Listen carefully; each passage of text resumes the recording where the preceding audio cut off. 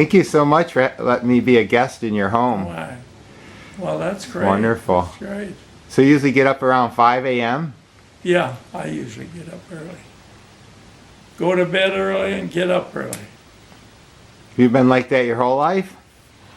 Well, quite a bit, but when I was learning the golf business and whatnot, I was working in the wintertime in Iowa at the wintertime golf school. He had a golf school, this old Scotch Pro. So I would pick up balls and furnish the balls and clean up and do things like that.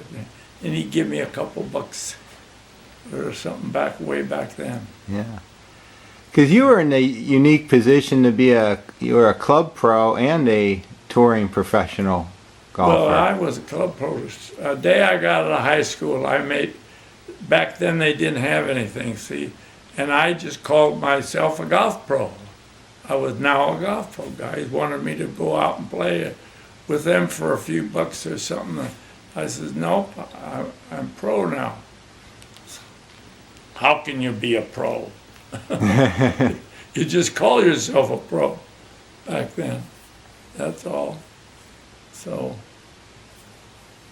When did you know you had the gift of golf, that you had the talent to be as successful as you were?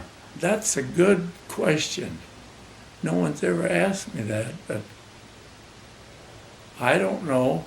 I was sort of athletic. When I was growing up, a little kid playing a little baseball, until I went to caddy, and I was about 14, I think, and we hitchhiked 15 miles out to Davenport Country Club, and got on as caddy. They initiated us. They didn't want us there. The other caddies, there were guys that had families and everything, and some still caddied, with the heart of the Depression. So they didn't want you around there. How did you find out that there was an opportunity to caddy at Davenport? My older brother got one, and they got a job too, to caddy. And so I knew it. I was younger. I was the youngest of the three. What experience early in golf gave you the confidence to keep pursuing your dream? I never really thought about that much, and how did I just, for some reason, wanted to be a golf pro. I guess that was because, well, you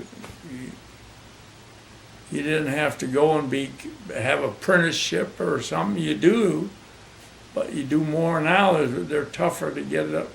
You have to state that you're going to be a golf pro, and then go and take tests to be a pro now, modern day golf.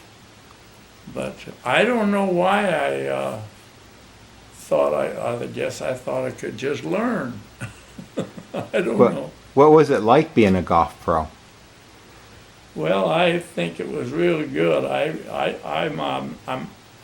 call myself an ambassador to golf, because if I meet people, a family, husband and wife, and they got little kids and everything else, and particularly but now women are big in golf, Boy, they play and they win money.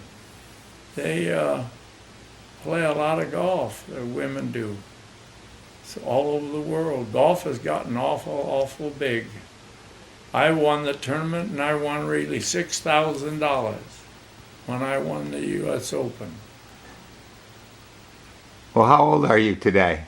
Huh? How old are you? Well, I'm November 8th coming up, a few weeks. I don't know how many weeks it is, whatever's in the calendar. I'll be 92. Wow. Longevity has its place in life, doesn't it? Yep. I'll get back to playing golf. So you wanted to be a golf pro, and you were, at a club. What inside you kept the fire alive to go compete on the PGA Tour? Well, that's the only means of income. After I was starting to win, I didn't win very much. It was a skimpy deal when I just started out. I couldn't compete with the good players. But I kept playing and practicing, traveling, playing, everything. You came out on tour and you weren't that competitive. What changed? What did you learn? How did you become a champion golfer? Just enter the tournament and try to compete, make the cut for the final 36 holes, and make money. If you finish in the money, then you get a check. There was no just hand you money or something. You had to earn it on a tour if you were going on the tour.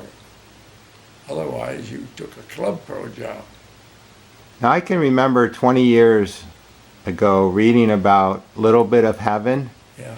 And being able to come to Northwest Arkansas, where we are today, and getting a golf lesson from the 1955 U.S. Open champion Jack Fleck. Tell me a little bit about A Little Bit of Heaven and how that all came to be. Oh, we made a little golf course. We called it A Little Bit of Heaven. And, yeah,